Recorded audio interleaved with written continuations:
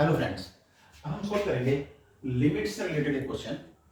और क्या होता है question, find out limit x tends to 0 1 minus cos x cos 2x cos 3x upon sin square 2x। अगर मैं इस क्वेश्चन में x is equal to 0 directly डाल देता हूं तो cos 0 1 देगा, तो ये 1 इंटू 1 इंटू 1 1 माइनस 1 0, और यहाँ sin 0 0, तो ये 0 बाई 0 इनडिटरमिनेट फॉर्म आती है। तो हमने क्या करना है, ये नीचे वाले 0 वाली टर्म को किसी तरह से खत्म करना है। जरा देखते हैं कैसे। लिमिट x टेंड्स टू 0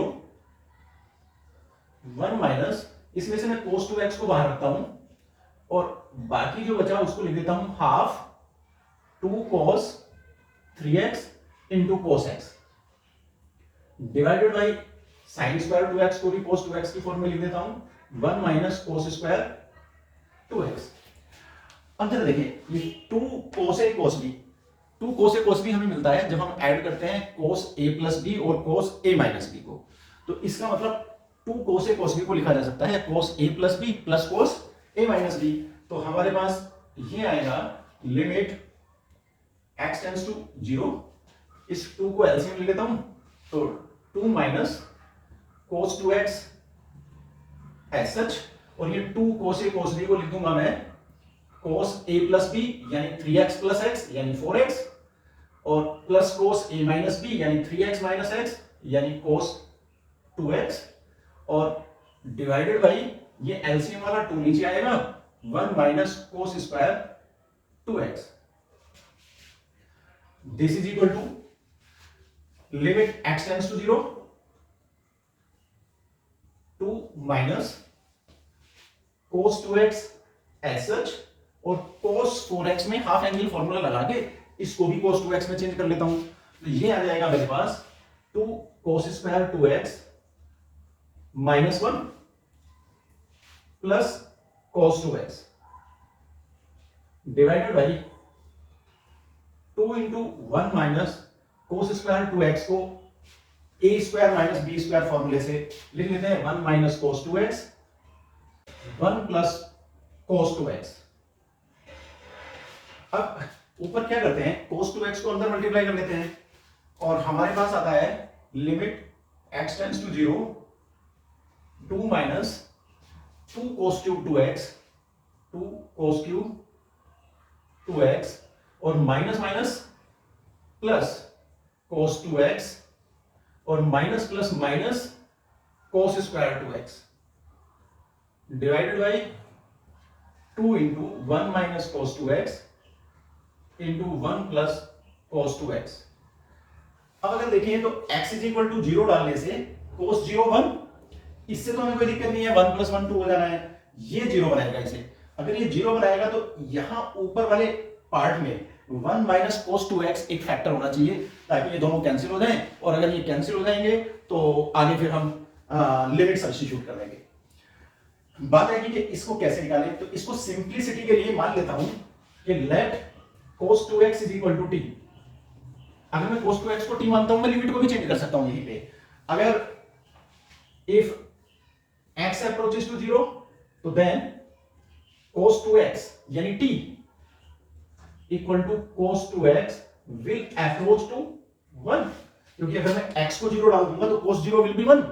तो जब x 0 की तरफ अप्रोच करेगा तो t will approach to 1, तो इसका मतलब मैं इसकी लिमिट भी चेंज कर सकता हूं, और लिमिट चेंज करके मेरे पास आ जाएगा limit t approaches to 1 2 minus 2t cube plus t minus t square upon 2 into 1 minus t 1 plus t। अब t को 1 पुट करने से ये अनडिफाइंड बना रहा है 1 माइनस t, तो ऊपर वाले पार्ट में 1 माइनस t एक फैक्टर होना चाहिए। उसके लिए क्या है, फैक्टर थ्योरम यूज कर लेते हैं। Let ft equal to minus 2t cube minus t square plus t plus 2, ऐसे लिख लेता हूं इसको। अगर मैं इसमें t इज इक्वल टू 1 डालूं तो 4t is equal to 1 f1 will be, t को 1 डालने से minus 2 minus 1 plus 1 plus 2 equal to 0। अगर t इज इक्वल टू 1 डालने से इस पॉलिनोमियल की वैल्यू 0 हो जाती है तो इसका मतलब वन बोल उठा लो, t minus one will be a factor of this polynomial. तो using factor theorem we have found one factor of ft। अगर t माइनस वन इसका एक फैक्टर है तो क्या करते हैं, या तो t माइनस वन से इसे डिवाइड करके एक क्वाड्रेटिक बना लें, या सीधा t माइनस वन को 3 बार लिख लें, t minus one, t minus one, t minus one. क्यों 3 बार? क्योंकि यहाँ t की हाईएस्ट पावर 3 है, यानी डिग्री ऑफ पॉलिनोमियल 3 है, तो t माइनस वन को 3 बार लिख लें।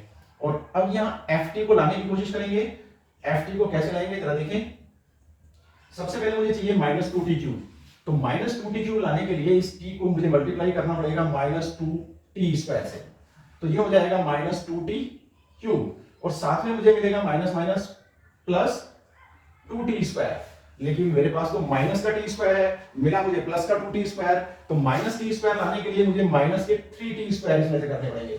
माइनस 3t स्क्वायर लाने के लिए इस t को कितने से मल्टीप्लाई करूं, माइनस 3t से, तो ये माइनस 3t स्क्वायर हो गया, और माइनस माइनस प्लस का 3t। अब ये प्लस का 3t हो गया, लेकिन मुझे तो चाहिए था केवल t, तो क्या करना पड़ेगा मुझे, माइनस 2t करना पड़ेगा। अब माइनस 2t लाने के लिए इस t को मल्टीप्लाई करना पड़ेगा माइनस 2 से, तो माइनस 2t और माइनस माइनस प्लस 2, वो लास्ट वाली टर्म अपने आप आ जाएगी। तो चाहे तुम ऐसे करो, या फिर सीधे इस ft को t माइनस वन से डिवाइड करके सेकंड ऑर्डर की पॉलिनोमियल यानी क्वाड्रेटिक एक्सप्रेशन t का निकाल लो। अब वो कैसे आया, t माइनस वन मैंने कॉमन लिया, तो मेरे पास बचा minus 2t square minus 3t minus 2। तो इसका मतलब इस ft के फैक्टर हो गए t minus one into this. हमें परेशान तो ये t माइनस वन ही कर रहा था ना, तो अब t माइनस वन हमें मिल गया। इसको मैं ऐसे भी लिख सकता हूं कि माइनस इसके अंदर से बाहर निकालूं और इसके अंदर पहुंचा दूं, तो मेरे पास बनेगा 1 minus T into 2t square plus 3t plus 2।